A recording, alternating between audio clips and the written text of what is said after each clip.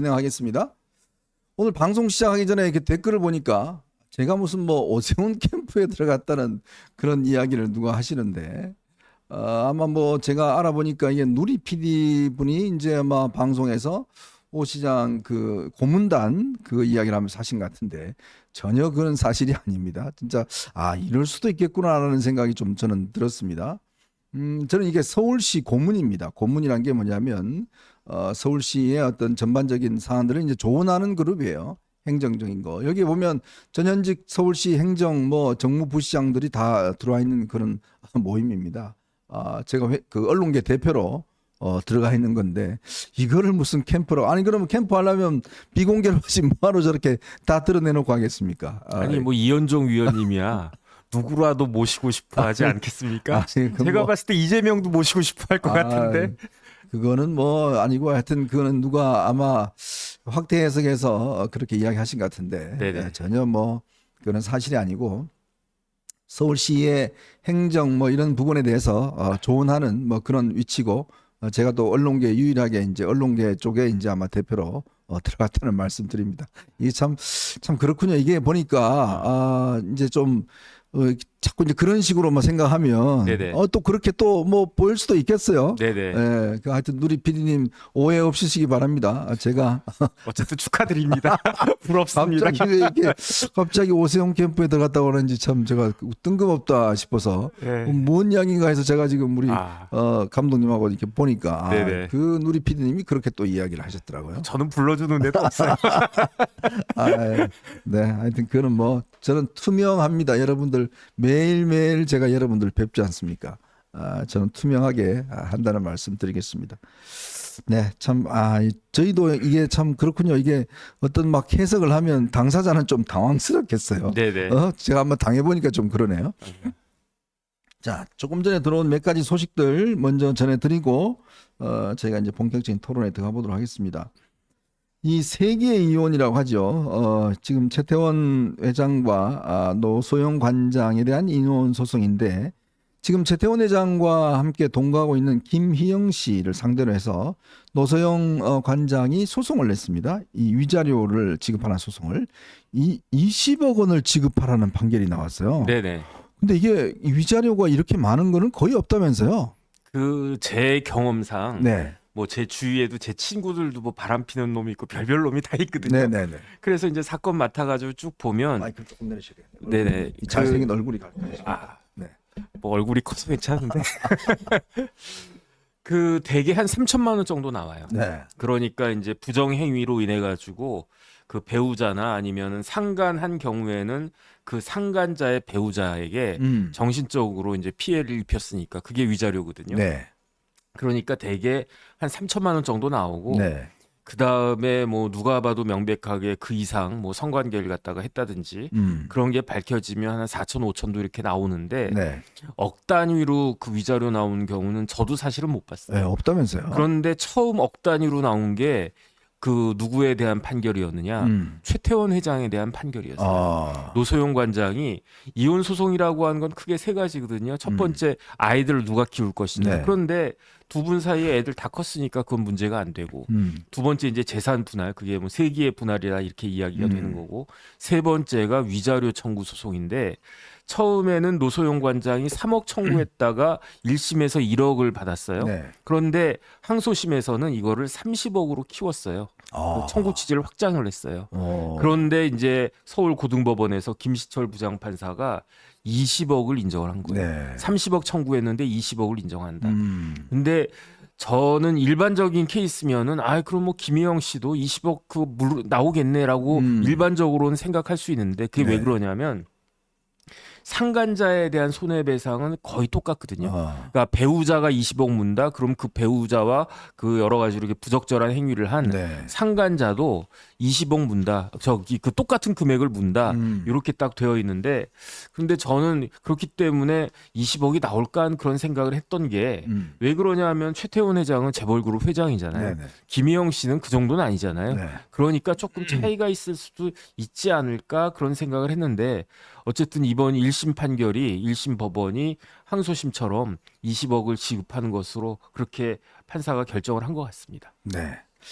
네. 그리고요, 변협에서 권순일 전 대법관에 대해서 제명 의견으로 징계 개시를 청구했다. 이런 뉴스가 나왔습니다. 네네. 변협이 권순일 전 대법관에 대해서 제명 의견으로 변호사 징계 개시 청구를 한 것으로 전해졌다. 변협징계위원회가 하는데 여기 보면 영구 제명, 제명, 정직, 과태료, 견책 이 5가지가 있는데 네네. 이 제명이 보니까 두 번째로 센 징계예요. 네네. 이분이 아마 변호사 등록을 하지 않고 화천대유에 이제 당시에 소송 이 변호를 했던 네네. 이거를 가지고 이제 아마 변협에서 징계를 할 모양인데 네. 이게 어느 정도 센 겁니까? 제명은? 제명이 그 기간이 있을 텐데 5년인가 아마 제 기억이 네네. 정확하진 않은데 그 정도가 될 거예요. 그런데 그런 걸 다 떠나서 망신인 거죠. 대법관까지 하셨던 분이 했던 사람이 네. 저렇게까지 추락을 하는구나. 그 다음에 단순히 뭐 화천대유에다가 법률 자문했다고 해서 저렇게 징계가 나온 것이라기보다는 대장동 관련해서 온갖 의혹들이 많기 때문에 그 다음에 그 이전에 경기도지사 그 선거 관련해 가지고 그 공직선거법 위반죄 있지 않았습니까? 그때 보여줬던 여러 가지 의혹들 때문에 그랬기 때문에 그런 것들을 종합적으로 고려해 가지고 그래서 아마 변협에서 징계를 해야 된다 이렇게 결정을 한 것 같고요. 네. 참 저희 같은 사람들 보기에는 저희가 이제 변호사 처음 시작하고 그럴 때 권순일 대법관이 부장판사였거든요. 네. 행정법원의 부장판사였는데 아주 날렸었어요, 그냥. 이 워낙 똑똑하다면서요? 네네 뭐 대단한 분이었다 그래가지고 야 저 판사 똑똑한 줄 알았지만 저렇게 그 대단한 분도 있나 네. 그랬었는데 그래서 이제 대법관까지 올라갔을 때 아이 뭐 그 될 만한 사람이 됐다 이렇게 생각을 했는데 만약에 우리가 의심한 것처럼 재판 거래 의혹이 사실이었다라고 한다면 네. 그럼 우리나라에 어마어마한 해악을 끼친 거 아니겠습니까? 네. 그것만 없었으면 이재명 대표는 피선거권이 진작에 박탈됐을 거고요. 지금과 같이 우리나라 정치가 이렇게 혼란한 일은 없었을 것이다. 거기에 대해서 징계 자체를 떠나가지고 권순일 대법관은 진짜 반성해야 된다. 전 그런 생각합니다. 네. 네. 그리고요, 이 최재형 목사가 여러분 잘 아시는 이 김건희 여사한테 이 백을 전달해준 최재형 목사가 온라인 매체인 프레스 아시아 아리랑이라는 그걸 운영을 한 모양입니다. 근데 이에 대해서 지금 인천경찰청이 국가보안법 위반 혐의로 지금 수사를 하고 있다는데요. 문제는 이 글에 보면 김정은을 찬양하는 그런 글들이 있답니다.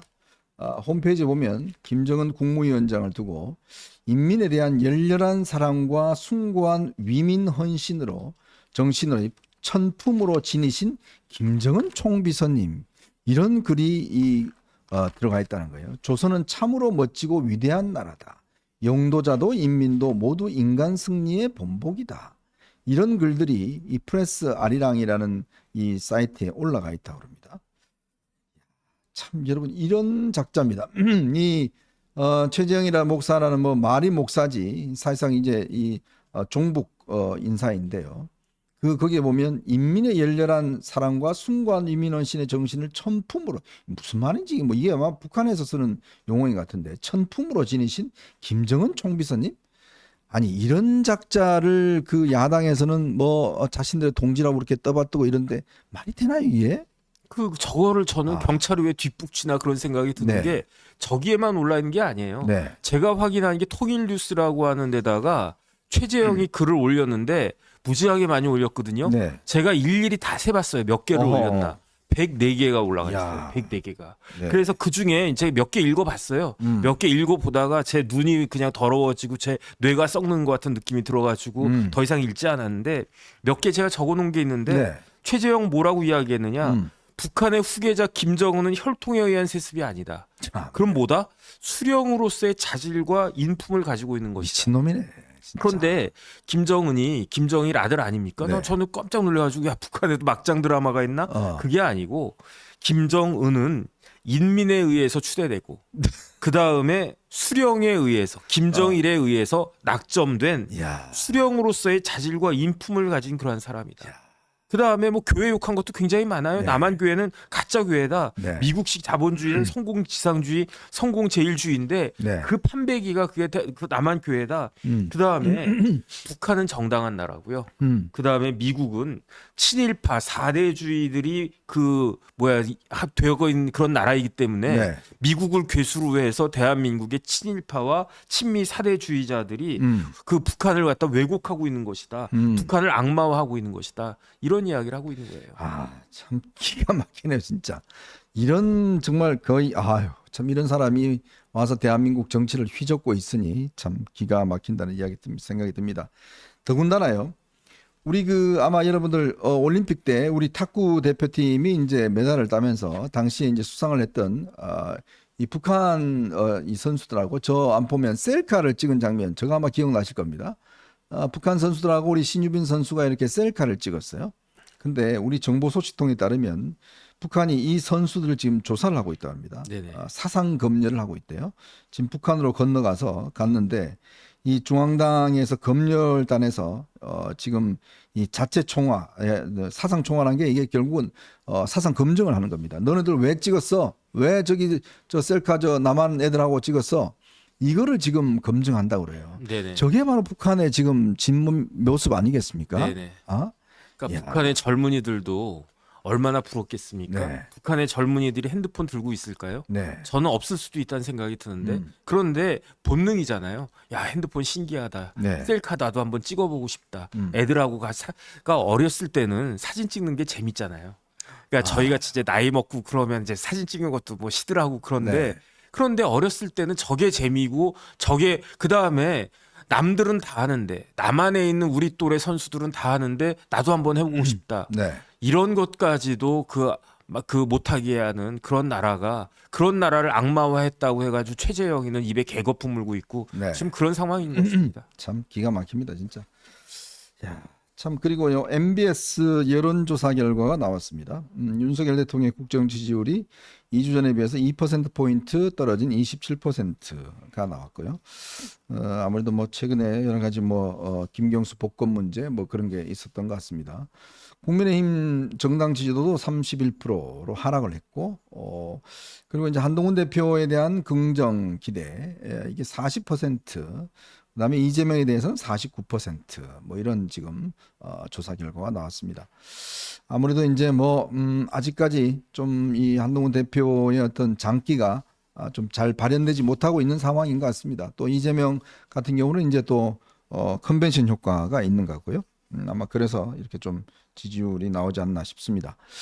자꾸 이제 댓글이 올라와서 제가 다시 한번 말씀드리겠습니다. 제가 오세훈 캠프에 갔다 이거는 전혀 사실이 아닌 가짜 뉴스입니다. 서울시가요, 서울시 고문단이라고 있습니다. 서울시에 이제 모든 어떤 행정들을 이제 자문해주는 그룹이 있어요. 거기에는 학자분들도 계시고 또 전현직 행정 정무부시장도 있고 또 언론계 대표는 제 혼자 들어가 있습니다. 그래서 서울시정과 관련해서 자문하는 기고 이건 제가 회사 차원에서 하는 문제이기 때문에 제 개인의 어떤 문제가 아니라 이게 캠프라고 누가 지금 자꾸 이렇게 해석을 하시는 모양인데 전혀 사실이 아닙니다. 아니 캠프에 들어갈 것 같으면 무슨 비공개로 들어가지 뭐하러 얼굴 짜내놓고 지금 그렇게 또 언론계 보도까지 되면서 하겠습니까? 네네. 그럼 상식적으로 말이 안 되는 이야기를 자꾸 이렇게 해석을 하시는데 그거는 전혀 아니다는 말씀 더 이상 여러분들 이제 댓글 올리지 마십시오. 전혀 여러분들의 생각하시는 또 어떤 누리 PD님이 그런 거 이야기하셨던데 전혀 사실관계가 아니다라는 것들을 다시 한번 말씀을 드리겠습니다. 자, 오늘 여러분들과 함께 저희가 이제 세 가지 이야기를 가지고 좀 이야기를 해볼까 합니다. 지금요 민주당이 자꾸 이 계엄령 이야기를 계속 지금 하고 있습니다. 한 번 하고 그만할 줄 알았더니만 그 다음에 보니까 또 이 김민석이가 또 이야기를 하고 이재명이 또 이야기를 하고 자꾸 있지도 않은 계엄령 이야기를 자꾸 하고 있습니다. 왜 그럴까? 그 이야기를 먼저 하고요. 그 다음에 오늘 아침에 갑작스럽게 아마 소식이 전해졌죠. 이재명 대표가 코로나에 걸렸다는 소식이 들어왔습니다. 그래서 확인은 안 해봐서 잘 모르겠지만 이재명 대표가 코로나 걸리는 바람에 모든 일정이 다 취소가 됐어요. 오늘 저 평산마을에 가는 것도 취소가 했고 또 더군다나 이번 주 일요일 날 있을 한동훈 대표와의 회담 이것도 취소가 됐습니다. 글쎄 이걸 왜 취소했을까요? 해보니까 이런저런 것들이 좀 있어서 그런지 모르겠지만 하여튼 그 문제 한번 살펴보고요. 자, 어제 의미 있는 재판이 있었습니다. 여러분들 청담동 술자리 이야기 아시죠? 이 한동훈 대표가 친구 투를 불렀다는 그 정담동 술자리. 어제 이 당사자 첼리스트가 법정에 나 진술을 했는데요. 자기는 살아생전 윤 대통령과 한동훈 대표를 한 번도 얼굴을 본 적이 없다. 이렇게 어제 증언을 했습니다. 더군다나 이 가짜 증언을 계속적으로 추동했던 그 남자친구 뭐 등등에 대한 그런 실태가 보도가 어제 재판정에 드러났습니다. 그 이야기 여러분과 함께 해보도록 하겠습니다.